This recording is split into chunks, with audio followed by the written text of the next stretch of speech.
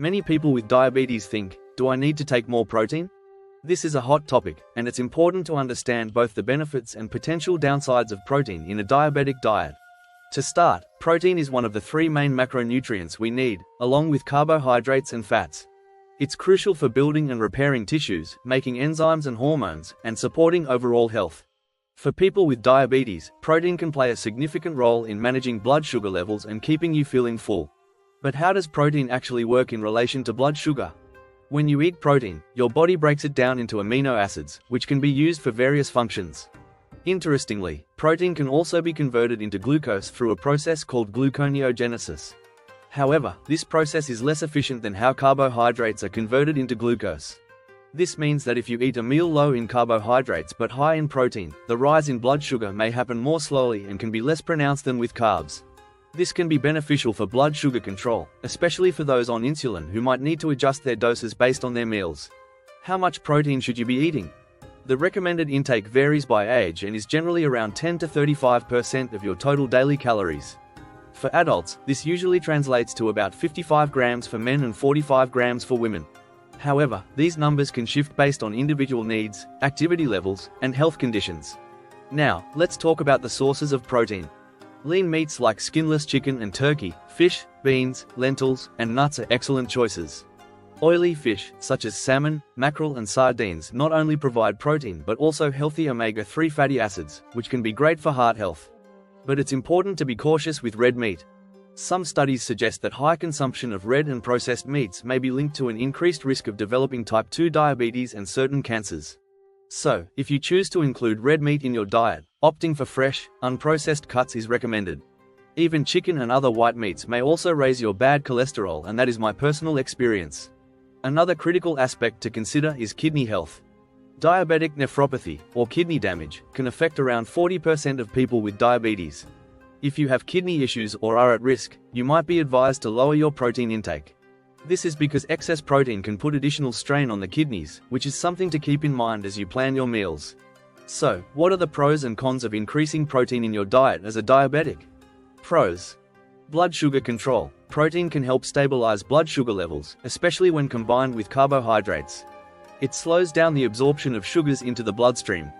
Feeling full. Protein is known for promoting satiety. Including protein in your meals can help you feel fuller for longer, which can be beneficial if you're trying to manage your weight. Muscle health. Adequate protein intake is essential for maintaining muscle mass, especially as you age.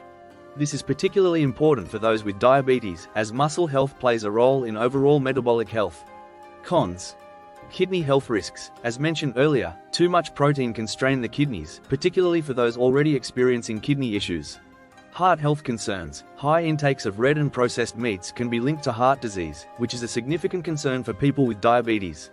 Nutrient imbalance. Focusing too much on protein might lead to neglecting other essential nutrients, such as fiber from fruits, vegetables, and whole grains. When considering protein supplements or shakes, it's usually best to prioritize whole food sources. Whole foods provide not just protein but also other vital nutrients that supplements may lack. If you do choose to use protein powders, be cautious of added sugars or artificial ingredients that might not be suitable for your diet. Incorporating protein into your meals can be simple. For breakfast, think about scrambled eggs with spinach or Greek yogurt with berries. For lunch, a salad with grilled chicken or a chickpea salad is a great option. Dinner could be baked fish with quinoa and steamed vegetables. And for snacks, consider hummus with carrot sticks or a handful of nuts. Here are the recommended daily protein intakes for people with diabetes at different age groups. For most adults with diabetes, ages 19-50, the recommended protein intake is around 55 grams per day. For adults over 50 years old, the recommendation is slightly lower at 53 grams per day. For children and adolescents with diabetes, the recommendations vary by age. 1 to 3 years, 15 g. 4 to 6 years, 20 g. 7 to 10 years, 28 grams. 11 to 14 years, 42 grams. 15 to 18 years, 55 grams. However, it's important to note that these are general recommendations. The American Diabetes Association, ADA, states that protein intake goals should be individualized based on a person's current eating patterns. The ADA recommends that for most adults with diabetes, protein should provide about 10 to 20% of total daily calories, which typically works out to 1 to 1.5 grams of protein per kilogram of body weight per day. For those with diabetic kidney disease, allow a protein intake of 0.8 grams per kilogram of body weight per day, or 10 to 15% of total calories, is recommended. It's also worth noting that some research has found success with slightly higher protein intakes, 23 to 32% of total calories, for weight management and diabetes control in those without kidney disease, but this should be discussed with a healthcare provider. The key takeaway is that protein needs can vary based on individual factors like age, weight, activity level, and kidney function. It's best to work with a registered dietitian or healthcare provider to determine the right protein intake for your specific situation. Protein intake recommendations differ significantly for diabetics with and without kidney disease. Understanding these differences is crucial for managing overall health and preventing complications. For individuals with diabetes who do not have kidney disease, the general recommendation for protein intake is similar to that for the general population. This typically means consuming about 0.8 to 1.2 grams of protein per kilogram of body weight per day.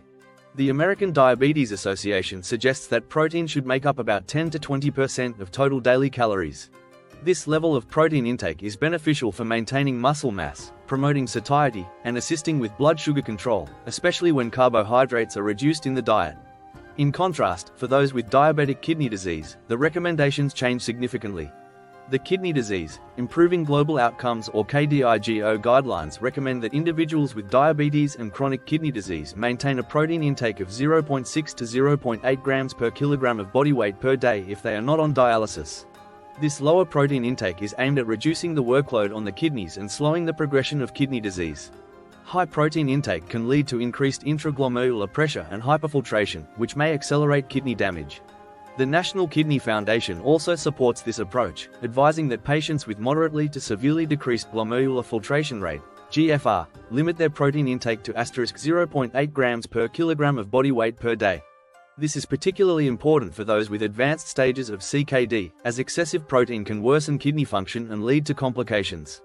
In summary, diabetics without kidney disease can benefit from a higher protein intake, while those with diabetic kidney disease should adhere to a lower protein intake to protect their kidney function. It is essential for individuals to consult healthcare professionals to tailor their protein intake based on their specific health status and dietary needs. Based on the search results and current scientific understanding, there are a few key points to consider regarding high-protein diets for diabetics without kidney disease. Number 1. Potential benefits. High-protein diets may help promote satiety and assist with weight management in people with diabetes. Protein has less impact on blood glucose levels compared to carbohydrates, which can be beneficial for glycemic control. Number 2. Potential risks and concerns. Some research suggests that very high protein intake, greater than 20–30% of calories, may potentially increase the risk of developing insulin resistance and type 2 diabetes over time, though the evidence is not conclusive. Excess amino acids from high protein intake may overactivate mTOR signaling, which could theoretically reduce insulin sensitivity. However, more research is needed to confirm this mechanism.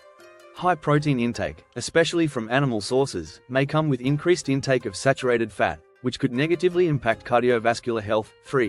While not directly harmful to healthy kidneys, very high protein intake does increase the workload on the kidneys. Number 3. Recommendations.